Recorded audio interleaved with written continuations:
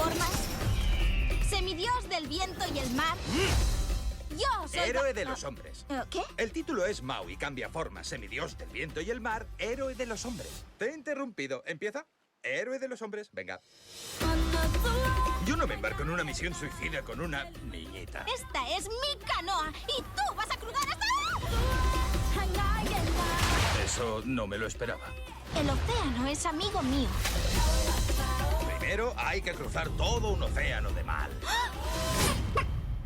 Cacamora. ¿Caca qué? Son bastante monos. Well, Ron and John. That was already enough. But you add to that the opportunity to create a strong female protagonist who is the hero of her own story, which is to me, something exciting to do and something that we all need to do more of.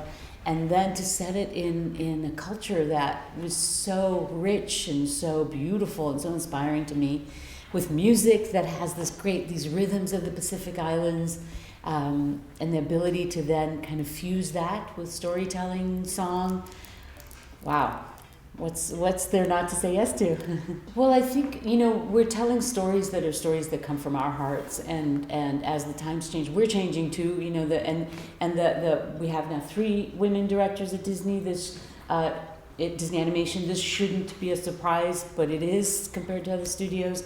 I think the balance is changing. We make up half the population, and I'd love to see us make up half of the storytelling decision making. I think that pretty soon you can just tell a story, and if it's a female protagonist or a male protagonist, and if it's a love story, it's a love story. If it's not, it's not. I'm waiting for the day when nobody asks me how we have a female protagonist that isn't a love story, because guess what? We have other interests. Women have other interests in their lives as well. So I think that we're making steps towards something that's more inclusive. When I first started on the movie, the first thing I did was spend days listening to music from the Pacific Islands. And every time I went, wow, that's good, it was Te Waka. Te Waka is Opataia Hawaii's band. He founded the band, he writes the songs, he's the lead singer. They've been traveling for about 20 years. They travel, they have this gorgeous music that's kind of fusion, but very Pacific Island roots, telling the stories of the voyagers, of the navigations, of their culture, which is what we learned about when we went on our research trips to the islands. So being somebody who doesn't hold back, I called them up and said, hey, guess what? I'd love to talk to you about this. And they came, Opataia and his wife and manager, Julie, came to visit us in Burbank, and they've been family ever since.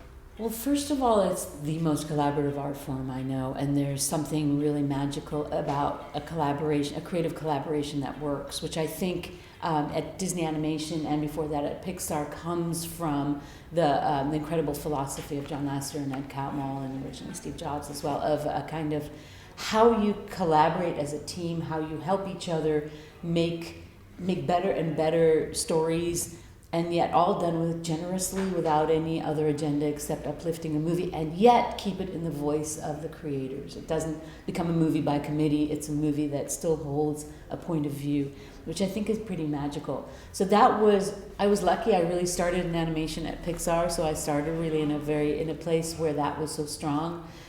The artistry that's required of every group, every department, even some of the unsung heroes, well, I'll talk about the animators. There are technologists on these movies that are creating programs for us to be able to do ocean, for us to be able to do such hair. Their friends who they went to school with are putting rockets on Mars. They're all like, it's that kind of brain, and yet they're able to take that and bring it to art.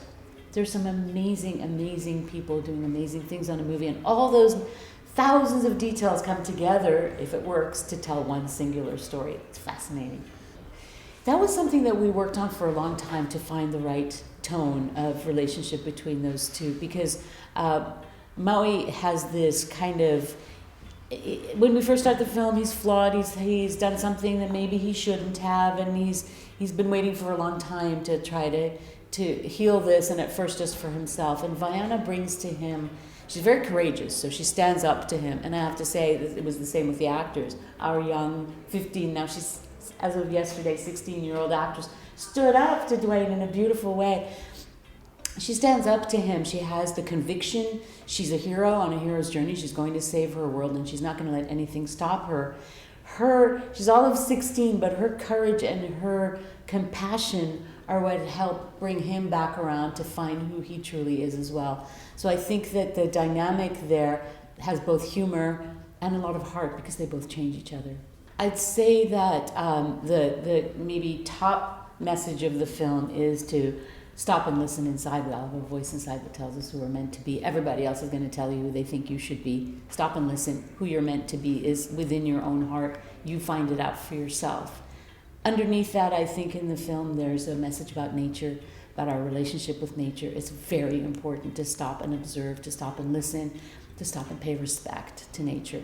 If those are the two things they come away with, and if they come away a little interested in the Pacific Islands and want to read about that history and culture and learn more about it, I'll be very happy. ¡Vaiana! ¡Yo te cubro! ¡Es la hora de Maui!